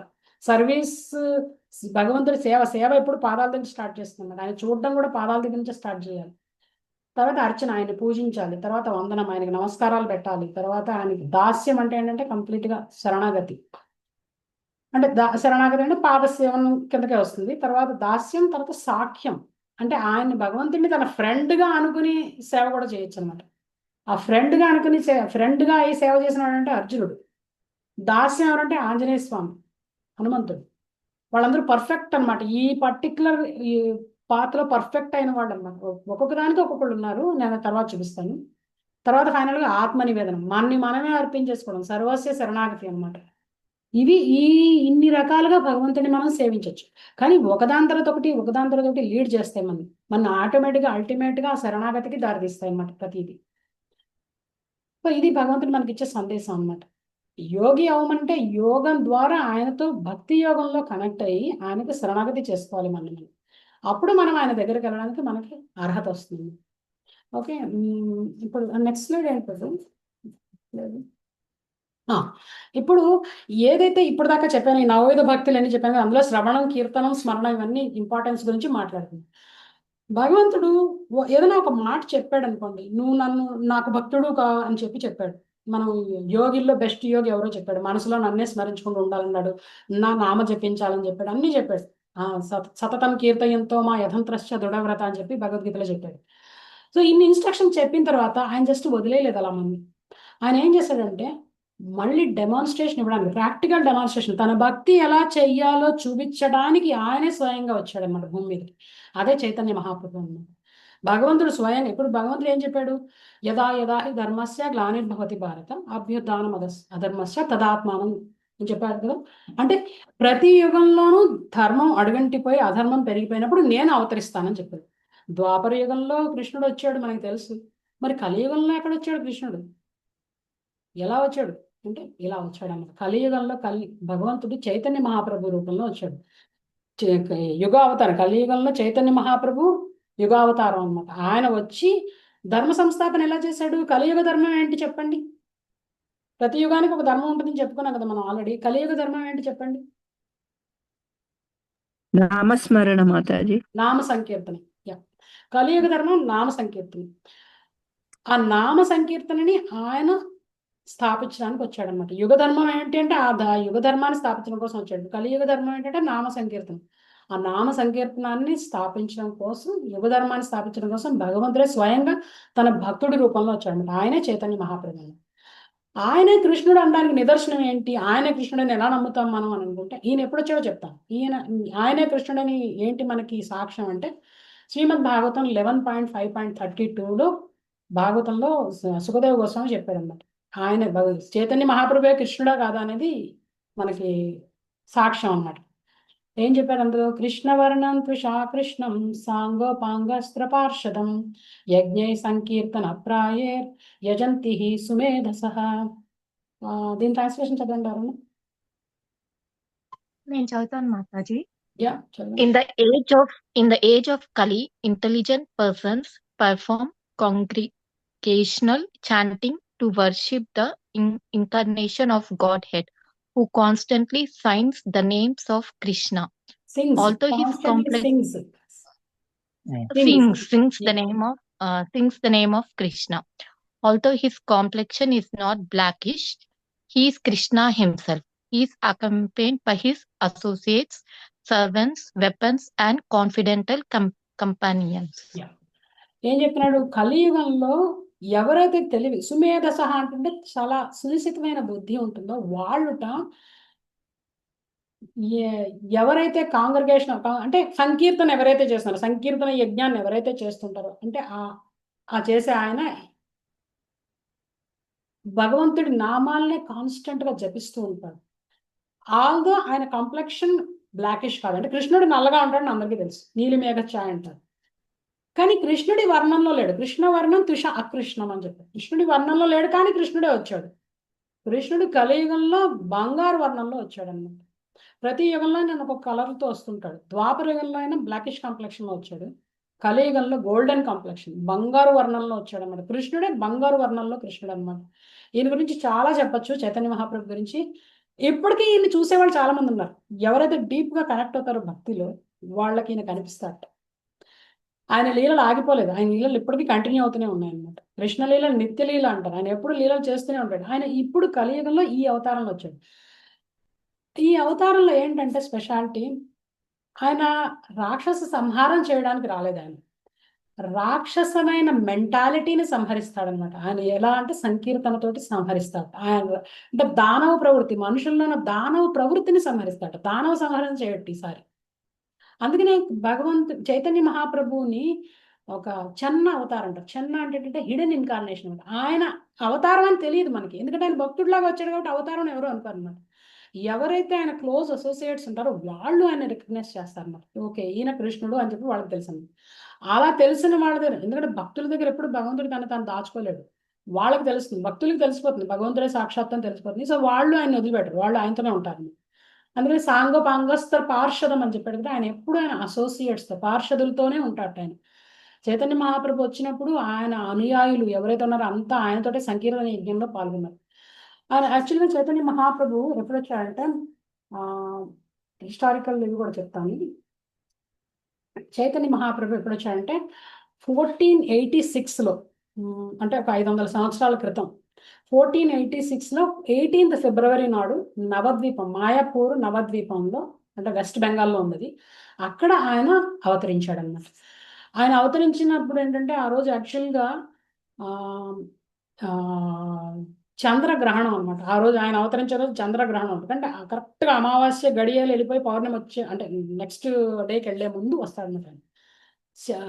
సారీ, పౌర్ణమి వెళ్ళి పౌర్ణమి చంద్రుడు, అంటే చంద్రగ్రహణం, సారీ కరెక్ట్ మైసెల్ఫ్, పౌర్ణమి నాడు గ్రహణం టైంలో పుడతాడనమాట.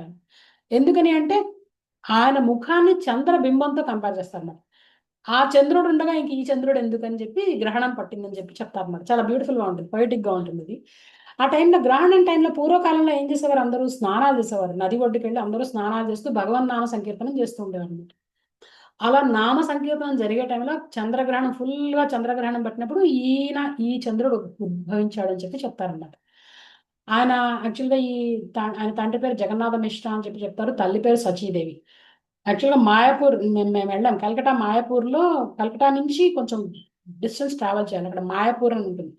ఇప్పుడు మాయాపూర్ గురించి ప్రపంచానికి తెలిసే రోజు వచ్చింది, ఎందుకంటే మాయాపూర్లో ఒక బిగ్గెస్ట్ కన్స్ట్రక్షన్ జరుగుతుంది, వేదిక్ ప్లానెటోరియం కన్స్ట్రక్షన్ జరుగుతుంది.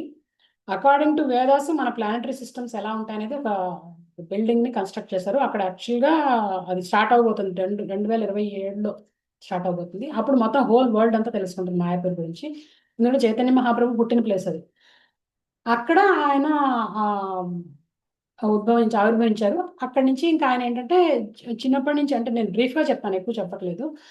ఆయన చిన్నప్పటి నుంచి ఆయన భగవంతుడు అని చెప్పి చాలా మందికి, ఆయన చుట్టుపక్కల వాళ్ళకి చాలా మందికి తెలిసిపోతుంది. ఎందుకంటే ఆయన చిన్నప్పటి నుంచి ఆయన చేసే పనులన్నీ కృష్ణుడు చేసే పనులానే ఉండేవన్నమాట. చిన్నప్పుడు మట్టి తింటుంటే వాళ్ళ తల్లి అడుగుతుంది అనమాట, మట్టి ఎందుకు తింటున్నావు అంటే, నువ్వు అన్నం తినొచ్చు కదా, మట్టి ఎందుకు తింటున్నావు అంటే, ఈ మట్టి అన్నంలోంచే వస్తుంది, మట్టిలోంచే కదా అన్నం వచ్చింది, అందుకనే దాన్నే తింటున్నావు అంటాడు. అంటే ఆవిడ ఇంకా తెలివిగా సమాధానం చెప్తుంది అనమాట, నువ్వు అంతా మట్టిలోంచి వచ్చినా అన్ని మట్టిల్ని ఒకలాగా యాక్సెప్ట్ చేయలేం, ప్రతిదానికి ఒక పర్పస్ ఉంటుందని చెప్పి ఆవిడ ఆయనకి చెప్తుంది అనమాట. ఎందుకంటే ఆ మట్టి కుండ రూపంలో ఉంటే నీళ్లు పోస్తావు, అదే ఇటుక రూపంలో ఉంటే నీళ్లు పోయలేవు కదా దానిలో అని చెప్పి చెప్తుంది.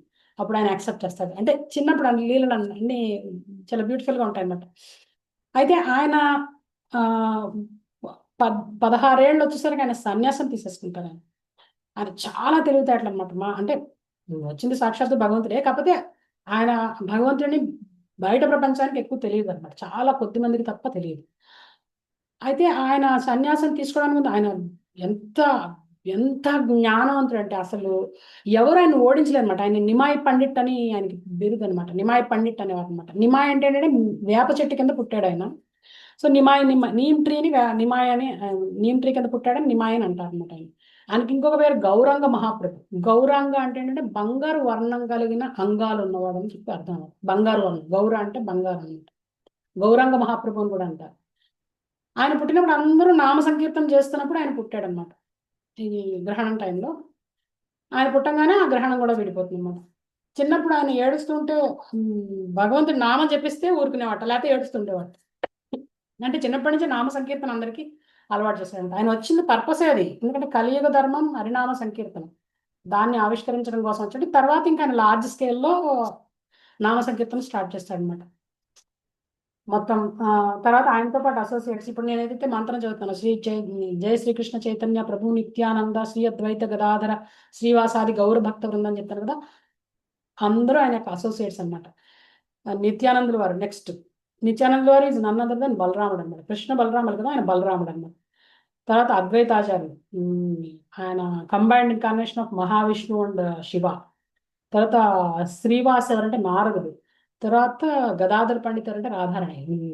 కృష్ణుడు ఎక్కడ ఉంటే రాధారాణి ఎక్కడ ఉంటుంది. ఆయన ఎలాంటి అవతారాలు ఉంటే దానికి సరిపోయేట్టుగా ఆమె రెడీ అయ్యి వస్తుంది అనమాట. సో ఇలా, అండ్ యాక్చువల్గా దీనికి చాలా పెద్ద ఇంకా చాలా స్టోరీ ఉంది, ఎందుకంటే ఆయన యొక్క అవతరణకి ఇంటర్నల్ రీజన్స్, ఎక్స్టర్నల్ రీజన్స్ అవి చాలా ఉన్నాయి. అవన్నీ ఇప్పుడు చెప్పట్లేదు నేను, మళ్ళీ తర్వాత పుట్టినరోజు appearance day 3 March appearance day వస్తుంది అప్పుడు చెప్తాను. యాక్చువల్గా చైతన్య మహాప్రభు అపియరెన్స్ డే అప్పుడు ఆయన గురించి ఇంకా చెప్తాను.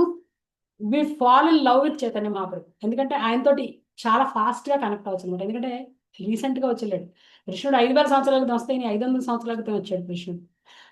భక్తుడి రూపంలో వచ్చాడు అనమాట. భక్తుడి రూపంలో వచ్చి భక్తి ఎలా సాధన చేయాలో చూపించాడు అనమాట, షార్ట్గా చెప్పాలంటే. భక్తి సాధన ఎలా చేయాలని భక్తుడి రూపంలో భగవంతుడు వచ్చి డెమాన్స్ట్రేట్ చేసి చూపించి వెళ్ళాడు అన్నమాట.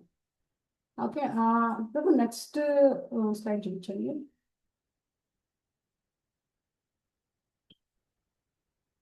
యా, ఇది బృహన్నారదీ పురాణంలో చెప్పారు. కలియుగం యొక్క ధర్మం ఏమిటి అంటే ఇదన్నమాట. హరేర్ నామ హరేర్ నామైవ కేవలం కలౌ నాస్తేవ నాస్తేవ నాస్తి ఏవ గతిర్ అన్యథా. ఇది కూడా ట్రాన్స్లేషన్ ఎవరైనా చదవండి.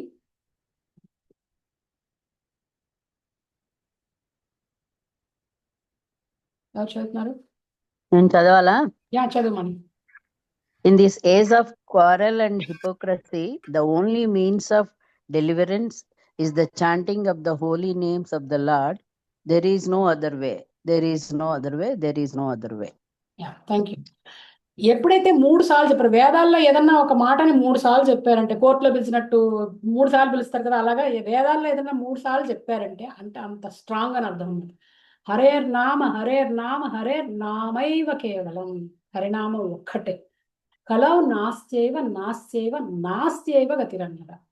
ఇంతకన్నా వేరే దారి లేదు, వేరే దారి లేదు అని చెప్పి, అంటే హరినామ సంకీర్తన ఒక్కటే కలియుగంలో జనాలకి ముక్తిని ప్రసాదించేదని చెప్పి చెప్తున్నారు అనమాట. ఆ హరినామాన్ని మనకిచ్చింది చైతన్య మహాప్రభు. ఈ హరినామ సంకీర్తన ఆయనే ఇనాగ్రేట్ చేస్తారన్నమాట. కలియుగ ధర్మాన్ని ఆయనే ఆవిష్కరించారు వచ్చి. అందుకని మనం ఈ పరంపరలో యాక్చువల్గా ఈ ఏదైతే ఇస్కాన్ ఏదైతే ఉందో అది బ్రహ్మ మధ్వ గౌడీయ సంప్రదాయంలోకి వచ్చింది. గౌడీయ అంటే గౌడ దేశంలో వచ్చాడు ఆయన. గౌడ దేశం అంటే బెంగాల్ అనమాట. చైతన్య మహాప్రభు బెంగాల్లో వచ్చారు కాబట్టి ఆ పేరు కూడా యాడ్ అయింది అనమాట. బ్రహ్మ మధ్వాచార్యులు వచ్చారు కాబట్టి మధ్వ, దెన్ గౌడీయ అంటే గౌడ దేశంలో చైతన్య మహాప్రభు వచ్చాడు. బ్రహ్మ మధ్వ గౌడీ సంప్రదాయంలో చైతన్య మహాప్రభు అంటే కృష్ణుడు స్వయంగా వచ్చాడు ఈ సాంప్రదాయంలో. అందుకని ఇంకా స్పెషల్ ఈ సాంప్రదాయం. ఓకే, నెక్స్ట్ స్లైడ్ చూపించండి. ఇంకా చెప్పాను కదా, యుగ ధర్మం గురించి మాట్లాడాం కదా. ప్రతి యుగానికి ఒక ధర్మం ఉంటుంది. కలియుగ ధర్మం హరినామ సంకీర్తనం ఒకటే. ఓకే, ఎప్పుడైతే మనం ఇది అర్థం చేసుకుంటామో మిగతా పనులు, మన ఈ పుణ్యకర్మలు పాపకర్మలు అన్నీ పక్కకి వెళ్ళిపోతాయి. మనం పని చేస్తాం, పని మానేస్తామని చెప్పట్లేదు. మన ఫోకస్ పుణ్యం మీద పాపం మీద ఉండదు. ఇంకా జస్ట్ భగవంతుడిని ఎలా ప్లీజ్ చేయాలి, ఆయనకి ఎలా సేవ చేయాలి అనేది మొదలైందంటే చాలు, మన లైఫ్ సెటిల్ అయిపోయినట్టు లెక్క. ఈ లైఫ్లో సెటిల్ అవ్వకపోయినా కూడా నెక్స్ట్ లైఫ్లో మనకి ఇంకా నెక్స్ట్ లెవెల్కి తీసుకెళ్తాం. మనం ఈ భక్తిలోనే ఇంకా నెక్స్ట్ లెవెల్కి వెళ్తాం. సో ఎన్నో థింగ్స్ ఇంకా మనం చేయాల్సింది ఎంతో ఉంది. మనం నేర్చుకోవడమే కాకుండా భగవంతుడి గురించి మనం నేర్చుకుంటే మన దగ్గరే ఆగిపోతుంది. నలుగురికి పంచాలి, ముందు మనమే సరిగా అర్థం చేసుకోవాలి కదా. నలుగురికి పంచాలంటే ముందు మనం సరిగా అర్థం చేసుకోవాలి. సేవ, భగవంతుడి సేవ ఇక్కడి నుంచి నామ సంకీర్తనని, భగవంతుడి సేవని అందరి ముందుకి తీసుకెళ్ళగలగాలి. మనం ఒకటే నేర్చుకుని మనం బెటర్ అయిపోవడం కాదు, ఇది అందరికీ విస్తరింపచేయాలన్నమాట. ఇది మన పాత్ర. ఈ బ్రహ్మ మధ్వ సంప్రదాయంలో మూడు ఏంటంటే మన నాలెడ్జ్ని నలుగురికి పంచాలి, నలుగురిని భక్తుల్ని చేయాలన్నమాట. అది అక్కడ మనకి మనం ఒక యోగ సాధన చేసి మనం డెలివరీ అయిపోయి మనకు మోక్షం వచ్చేసింది, అమ్మయ్య నా అకౌంట్ సెటిల్ అయిపోయింది అనుకోవడం కాదు. మనతో పాటు 10 మందిని తీసుకెళ్ళాం అనుకోండి, అప్పుడు మనకి సరిగ్గా మార్కులు రాపోయినా ఆయన మార్కులు వేసేస్తాడు అనమాట. ఓకే, అది మీకు భగవద్గీత చాప్టర్స్ చదివేటప్పుడు మీకు తెలుస్తుంది. భగవంతుడికి ఇంకా ఇష్టమైన సేవ ఈ నవవిధ భక్తి ఒకటైతే అత్యంత ఇష్టమైన సేవ ఏదనేది భగవంతుడు చెప్తాడు. 18వ అధ్యాయంలో చెప్తాడు. అక్కడ దాకా ఆగండి, ప్రస్తుతానికి ఇంతే. నెక్స్ట్ స్లైడ్ చూపించండి అది. ఓకే, సో ఇప్పుడు మీరు అందరూ జస్ట్ భక్తిలోకి ఎంటర్ అయ్యారు. మీరు ఆల్రెడీ లాస్ట్ లైఫ్ టైంలో ఎంతో భక్తి చేసే ఉంటారు. ఎందుకంటే ఇక్కడ దాకా వచ్చారు, ఇక్కడ స్టార్ట్ చేస్తున్నారు, ఒక గురు శిష్య పరంపరలో కనెక్ట్ అవుతున్నారంటే సామాన్యమైనది కాదు. మీకు ఆల్రెడీ ఎంతో సుకృతి ఉంది, అందరికి ఎంతో సుకృతి ఉంది కాబట్టి ఇక్కడ దాకా వచ్చారు. సో ఇక్కడ దాకా వచ్చినప్పుడు ఏంటంటే మనకి దొరికిన ఈ ఏదైతే అదృష్టం ఉందో దాన్ని పోగొట్టుకోకుండా ఉండాలంటే ఏం చెయ్యాలి అంటే ఏబిసిడీలు పాటించాలన్నమాట. ఈ ఏబిసిడీలు ఏంటంటే ఫస్ట్ ఏంటంటే అసోసియేషన్, భక్తుల సాంగత్యాన్ని కోసం చూడాలన్నమాట. భక్తులతో సాంగత్యం చేయాలి. ఓకే, భక్తులు తాగుబోతులతో సాంగత్యం చేస్తే తాగుబోతు అవుతాం, భక్తులతో సాంగత్యం చేస్తే భక్తులు అవుతాం. సో అంటే మన భక్తి నిలవాలి అంటే చేసే పనులు అనమాట. ఫస్ట్ అసోసియేషన్, భక్తులతో సాంగత్యం ఉండాలి. తర్వాత బుక్స్, గీత భాగవతం ఇవన్నీ వినాలి లేదా చదవాలి, వాటిని ఇవన్నీ చేయాలి. సి అంటే చాంటింగ్, ఏ అంటే అసోసియేషన్, బి అంటే బుక్స్, సి అంటే చాంటింగ్. నామ జపం వదలకూడదు. నో మ్యాటర్ వాట్, మీరు ఎన్ని రౌండ్ చేసినా నామ జపం వదలద్దు. కంటిన్యూ చేయండి, మళ్ళీ నెక్స్ట్ లైఫ్ లో ఇంకా ఎలివేట్ చేస్తారు. ఈ లైఫ్ లో 16 రౌండ్స్కి వచ్చేసి ఒక గురువుని యాక్సెప్ట్ చేశారంటే ఈ లైఫ్ తోటి అకౌంట్ సెట్లో వెళ్ళిపోతాం పైకి. అలా చేయలేకపోతే అట్లీస్ట్ చాంటింగ్ కంటిన్యూ చేస్తుందండి. దట్ నామజపం మిమ్మల్ని భయంకరమైన వాటి నుంచి మిమ్మల్ని కాపాడుతుంది. ఎంత డేంజర్స్ నుంచి కాపాడుతుందో మీకు తెలియదు. జస్ట్ ఒక నామమే అనుకుంటాం, భగవంతుడి నామంలో ఉన్న పవర్ మీరు ఎక్స్పీరియన్స్ చేయండి. Okay, నామజపం continue చేస్తుండాలి. 4వది ఏంటంటే డైట్, ఫుడ్ అనమాట. ఫుడ్ని ఇక నుంచి అన్నం పరబ్రహ్మ స్వరూపం అని చెప్పి గుర్తుపెట్టుకోండి. అన్నం అంటే బియ్యం ఉడకబెట్టిన అదొకటే కదా. అన్నం అంటే మనం ఏదైతే నోట్లో తీసుకున్నాం ఫుడ్ ఏదైతే ఉంటుందో దాన్ని ప్రసాద రూపంలో తీసుకోవడం అలవాటు చేసుకోండి. అంటే భగవంతుడికి నివేదించండి. భగవంతుడికి నివేదించాలంటే కొన్ని రూల్స్ ఉన్నాయి. ఓకే, ఏది పడితే అది నేను మీట్ ఆఫర్ చేసి తింటానంటే కుదరదు. ఆయన ఆల్రెడీ చెప్పాడు, పత్రం పుష్పం ఫలంతో యోమే భక్త్యా ప్రయచ్చతి. నువ్వు పత్రమైన, పుష్పమైన, ఫలమైన, తోయమైన అంటే వాటర్, ఫ్రూట్, లీఫ్, ఫ్లవర్, ఈ 4 ఏది ఇచ్చినా భక్తితో ఇస్తే స్వీకరిస్తా అని చెప్పాడు. ఎక్కడ నాన్ వెజ్ చెప్పలేదు. So vegetarian food. అండ్ ఇంకా చిన్న పాయింట్ ఉంది, ఆనియన్ గార్లిక్ లేకుండా చేయండి. ఒకవేళ చేసేటైతే మీరు భగవంతుడికి ఆఫర్ చేయాలనుకుంటే ఏదైనా ఆనియన్ గార్లిక్ లేకుండా చేసింది ఏదైనా ఉంటే దాన్ని భగవంతుడికి ఆఫర్ చేయండి. ఒకవేళ మీరు ఆనియన్ గార్లిక్ తింటుంటే ఇప్పుడే మానేయండి అని నేను చెప్పను. మానేస్తే సత్వగుణంలోకి వస్తారు, మానేపోతే రజోగుణం తమగుణంలో ఉంటారు. That's your choice. ఏదైనా ఒక పదార్థం ఆనియన్ గార్లిక్ లేకుండా వండి భగవంతుడికి నివేదించి దాన్ని తినడం అలవాటు చేసుకోండి, దాంతోపాటు తినండి. సో అలా చేయడం వల్ల ఏంటంటే అది ప్రసాదం అవుతుంది అన్నమాట. డైట్ అనేది చాలా ఇంపార్టెంట్. భగవంతుడికి నివేదించకుండా తింటే పాపం వస్తుంది. ఈవెన్ ద వెజిటేరియన్ ఫుడ్ తిన్నా సరే నివేదన చేస్తే భగవంతుడు అందులో నుంచి పాపం తీస్తాడు, భక్తి ఇస్తాడు. ఓకే, ఇవి గుర్తుపెట్టుకోండి. ABCD association, books, chanting, diet, వీటి మీద ఫోకస్ చేయండి. మీ భక్తిని ఇంకొంచెం ఇంప్రూవ్ చేసుకుని నెక్స్ట్ లెవెల్కి రండి. ఓకే, మనం నెక్స్ట్ వీక్ నుంచి, ఓకే ఇప్పుడు క్లాస్ అయితే అయిపోయింది, నెక్స్ట్ వీక్ నుంచి ఏంటంటే భగవద్గీత, యాక్చువల్ భగవద్గీత మొదలెడుతున్నాం మనం. మీరందరూ ఫస్ట్ చాప్టర్ని ట్రాన్స్లేషన్స్ చదువుకొని రండి. ఫస్ట్ చాప్టర్లో అందరి దగ్గర బుక్ ఉండాలి ఇప్పుడు, ఎందుకంటే నా దగ్గర బుక్ లేదు. కొంతమంది లేట్ గా జాయిన్ అయ్యారండి, వాళ్ళకి మేబీ రిపీట్ బెటర్ ఏమో. హరే కృష్ణ. ఎవరు లేట్గా జాయిన్ అయ్యారు వాళ్ళందరికీ హరే కృష్ణ. ఉమాదేవి గారు హరే కృష్ణ అండి. నెక్స్ట్ వీక్ నుంచి భగవద్గీత స్టార్ట్ అవుతుంది. యాక్చువల్ భగవద్గీత మొదలు పెడతాం చాప్టర్ వైజ్. అందులో చాప్టర్లో కూడా థీమ్ వైజ్ చేస్తాం. అంటే ఒక్కొక్క చాప్టర్లో కొన్ని థీమ్స్ ఉంటాయి అన్నమాట. నేను థీమ్ వైజ్ థీమాటిక్ స్టడీ చేస్తాం. ఆ ఒక థీమ్లో ఉన్న శ్లోకాలన్నీ ఫస్ట్ చదివేస్తాం. చదివేసేసిన తర్వాత ఒక మీటర్లో దాన్ని చదువుతాను. చదివిన తర్వాత అప్పుడు ఇంకా నేను ఎజ్యూమ్ చేస్తాను, ఆల్రెడీ మీరంతా ట్రాన్స్లేషన్స్ చదువుకుని వచ్చేస్తారని అనుకుంటాను. అంటే తాత్పర్యం చదువుకుని వచ్చారని అనుకుంటాను. వీలైతే భాష్యం కూడా చదువుకోండి. ప్రభుపాదుల వారి భగవద్గీత చదవండి, ఎందుకంటే బికాజ్ నేను దాన్ని బేస్ చేసుకుని చెప్తాను. నేను ఇంకా వేరే ఏ భగవద్గీతని బేస్ చేసుకుని చెప్పాను కాబట్టి ప్రభుపాదుల వారి భగవద్గీత దగ్గర పెట్టుకోండి. లేకపోతే మాకు ఇన్ఫర్మేషన్ ఇవ్వండి, మీరు ఇక్కడ ఉంటే పంపిస్తాం, లేదంటే దగ్గర ఉంటే కొనుక్కోండి, ఆన్లైన్లో ఆర్డర్ ఇచ్చినా దొరుకుతుంది. అది పెట్టుకుని మీరు ముందే చదివేసుకుని రండి. అప్పుడు ఆ థీమ్లో ఉన్న శ్లోకాలు అవగానే ఆ థీమ్ ఎక్స్ప్లెయిన్ చేస్తాను. తర్వాత మళ్ళీ నెక్స్ట్ థీమ్ శ్లోకాలు చదువుతాను, మళ్ళీ ఎక్స్ప్లెయిన్ చేస్తాను. ఇంక it's going to be fast. మీరు ఏంటంటే మీరు రెడీగా ఉండాలి దానికి. ఓకే, మీ హోంవర్క్లు అన్నీ చేసుకుని రావాలి. హోంవర్క్ ఏంటంటే చదవడం. Okay, see you all next week. మన కొత్త జర్నీ స్టార్ట్ అవుతుంది నెక్స్ట్ వీక్ నుంచి. అందరికీ హరే కృష్ణ. ఏమైనా క్వశ్చన్స్ ఉంటే అడగచ్చు. శ్యామలో సేమ్ టైం అండి Mataji? Same time same time ఉంది.